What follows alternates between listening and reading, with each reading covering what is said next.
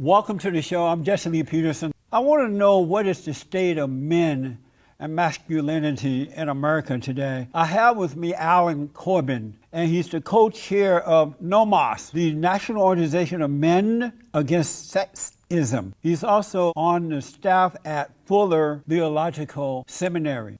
Are you a Christian? Yes. What is a man? Biologically, there are certain plumbing and chromosomes. Right. Beyond that, men are whoever they want to be. What does that mean?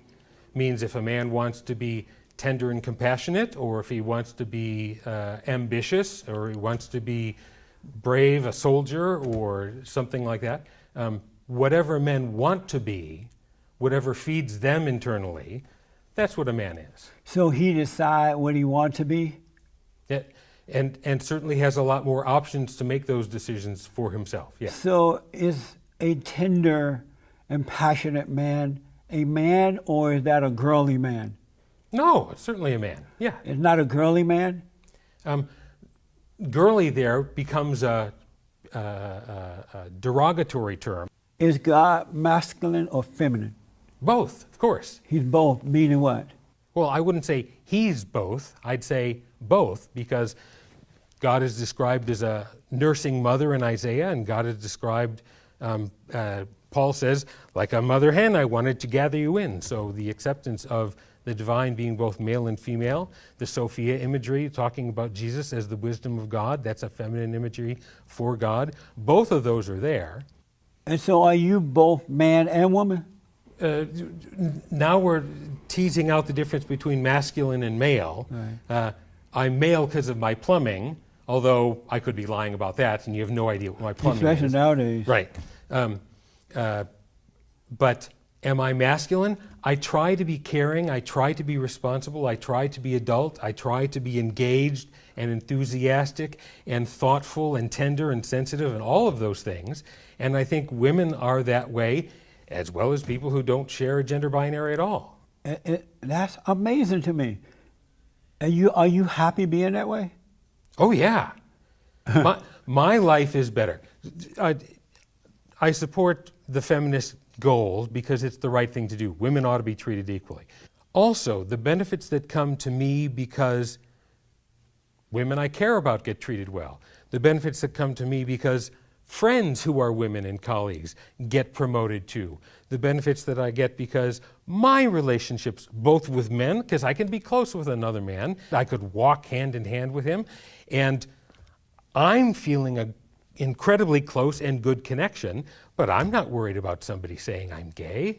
I don't think you're gay, but you seem to be more woman than you are man.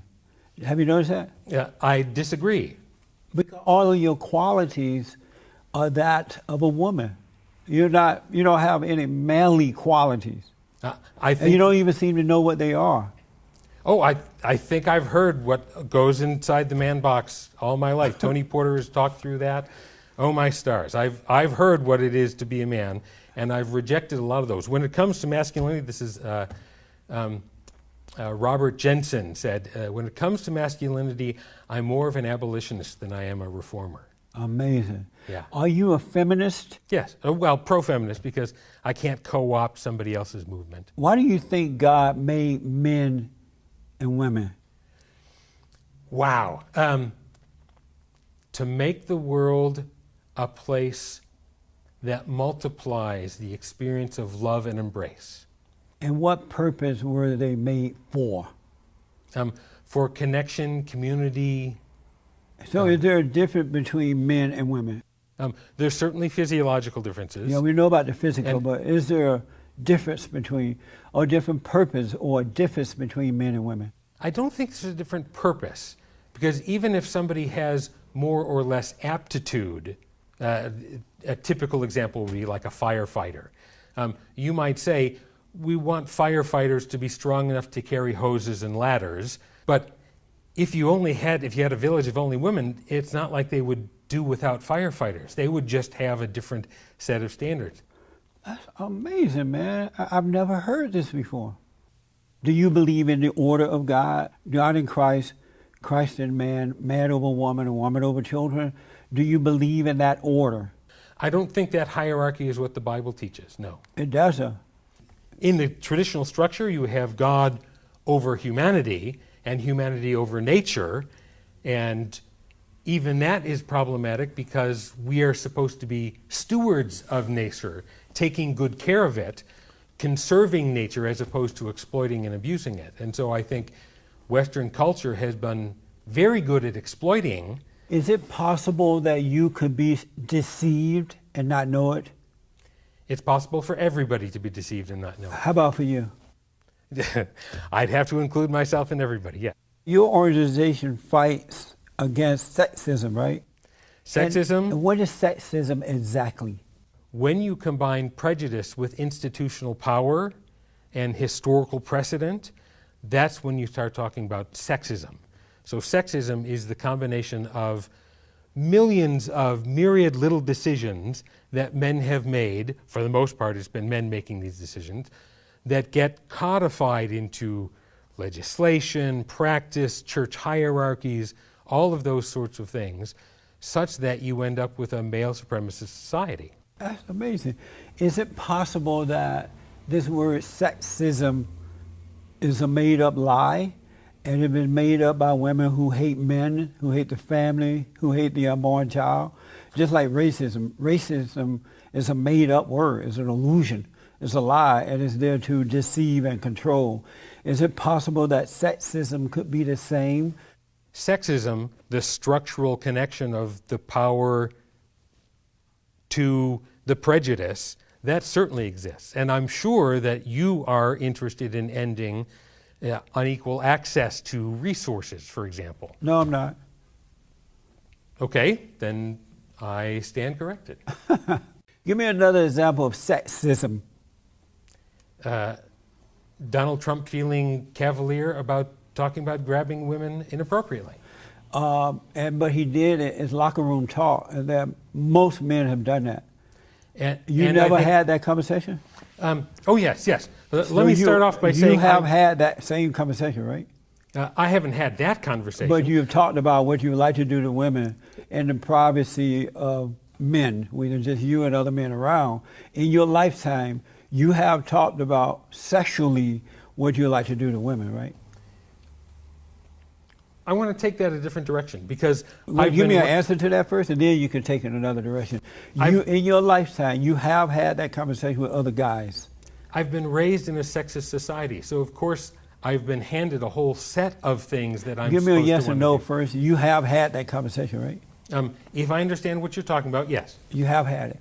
And so does that make you a sexist? Of course. Really? And how could you be raised in the United States and not be a sexist? I'm not a sexist, whatever that is. So it wasn't your sexual desires for women, or it wasn't your lust for women that did it. It wasn't the emotions, the mind and emotion that you felt. Somebody else taught you to do that. I think sexism comes in with the groundwater. I think it gets from all those sources. It becomes an unspoken, unquestioned worldview assumption about how I am expected to.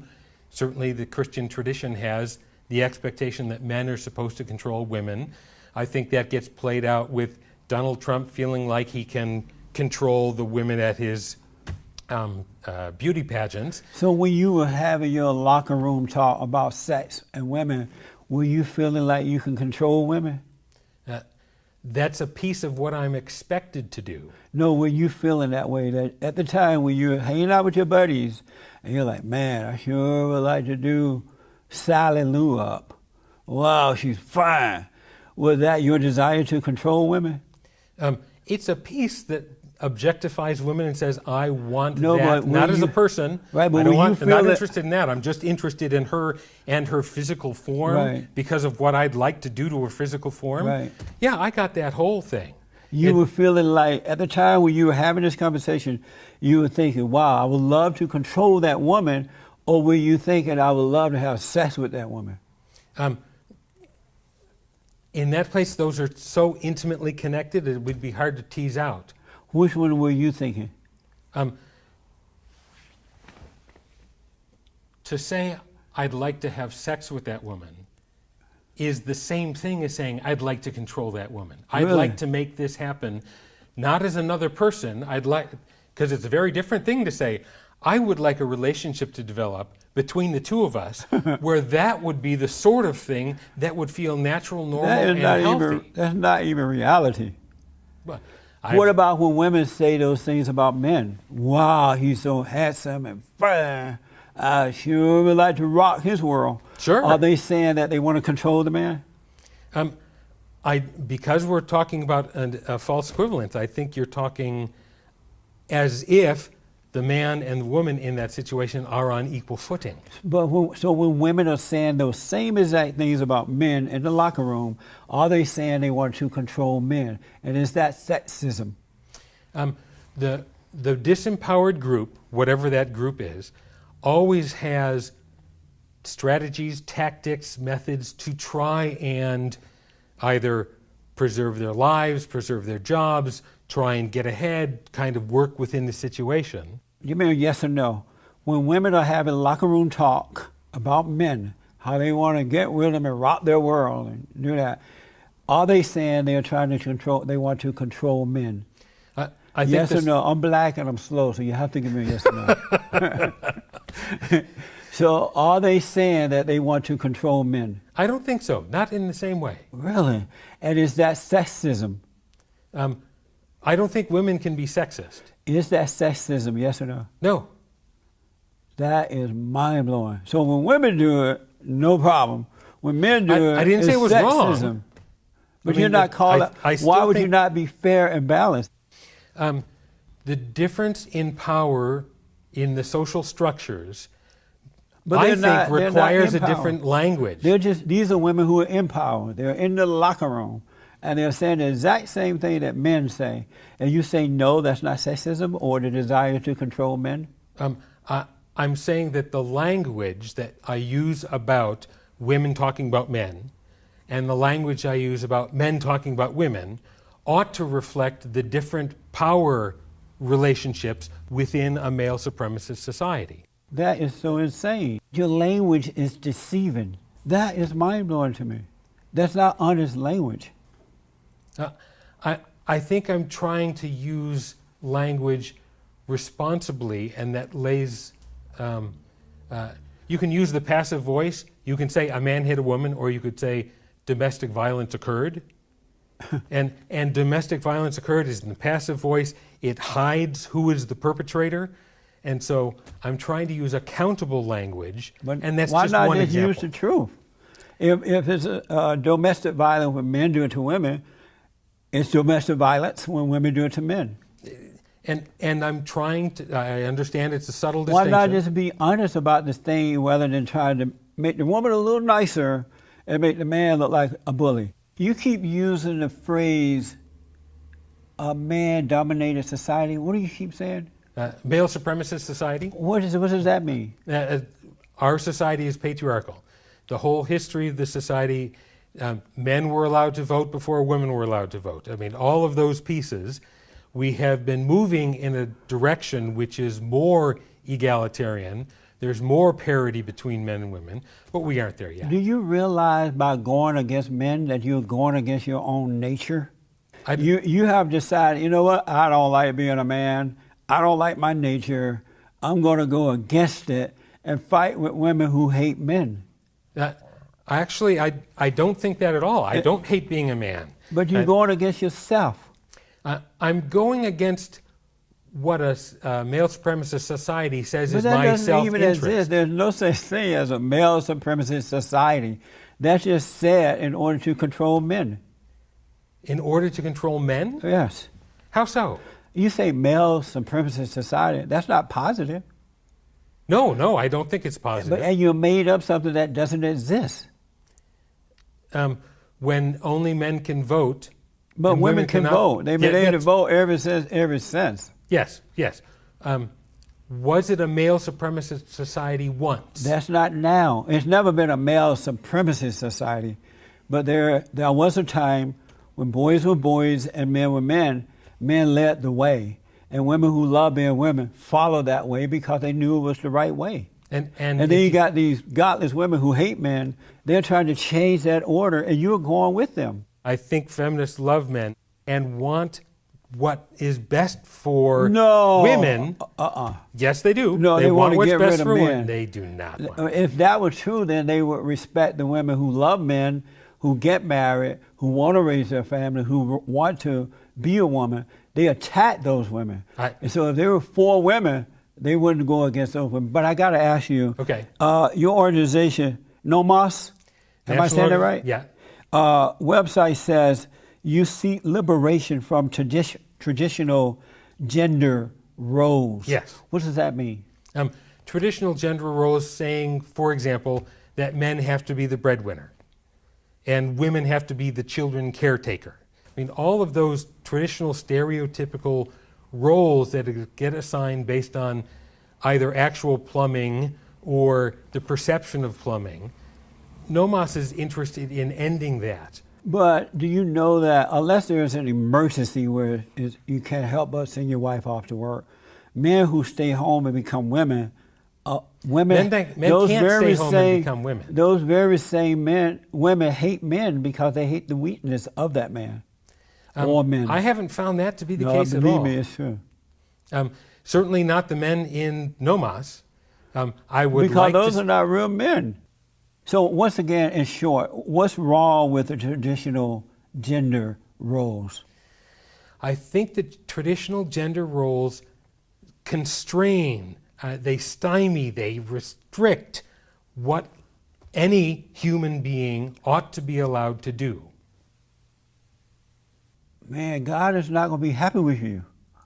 Apparently not. You're rejecting God. You're rejecting your own identity. He's not going to be, hold on. Yes, he's not happy. Funny, that's not what I hear when I talk to God. He is not happy. NOMAS has, according to your website, NOMAS has many tenets. Tell me about them. Pro-feminist, understanding society to be fundamentally male supremacist, patriarchal, and working to end that. LGBTQ affirmative. A lesbian couple, we think that's fine. We're affirmative. A gay couple, we think that's fine. We're affirmative. Trans, bi, queer, and then folks said, you know, there's a lot of white folks doing this. And because it was an organization for men, the idea of being pro-feminist, gay affirmative, anti-racist, that was going to enhance men's lives. Do your father know you feel this way? Oh, yeah. Is he like this too? I think so. I mean, he's pretty liberal. Oh, yes. I don't know that he would be. He's politically, and he would be sympathetic to the guidelines of the structures of feminism. I don't know that he would be part of this organization. When women take off their female body parts, you know, they go to the doctor cut them off, cut it off, and then you look over here, you get the parts of a male, and you attach them to the woman. That seem normal to you? Transgender is among the most complicated issues in a society that benefits men over every other understanding of gender. But I dare not say to someone else, this you can and cannot do with your own body. Give me a quick yes or no. Does it seem normal to you? It's certainly more normal now than it was 50 years ago, yes. So does it seem normal to you when you have to cut off your body part and put on somebody else's part? I would have a long discussion with each individual person and say that. But does that seem normal to you? You've got too much hidden in the word normal. What do you mean? I don't know what you mean by normal. Does it seem normal to you that you will have to, as a human being, you will have to cut off your physical parts and take on some other gender's parts? I hope that everyone can. No, I didn't ask what you hope. I'm asking, does that seem normal? Yeah, and I'm going to still go with hope. I hope that everyone gets to behave the way they want to without social sanction. But does it seem normal? It's not common. Do you like being a man? Yes. You do like being a man, but thinking like a woman. I don't think I think like a woman. I think like a man. No, you don't. I'm here to tell you, you don't. I think what you're trying to say is I appear to be thinking in feminine ways. No, you think like a woman. I don't think so. I want to be real clear. Okay. You think like a woman. And I think like me. I understand that. I understand that. Last thing. Yeah? Well, one more last thing. What do you think about the great white savior, the great white hope, Donald Trump? I think he's dangerous. I think he's an expression of hypermasculinity tied with money and a lack of compassion. Because he's a good man and he's bringing the hell out of all the children of the lie. He's making them go insane.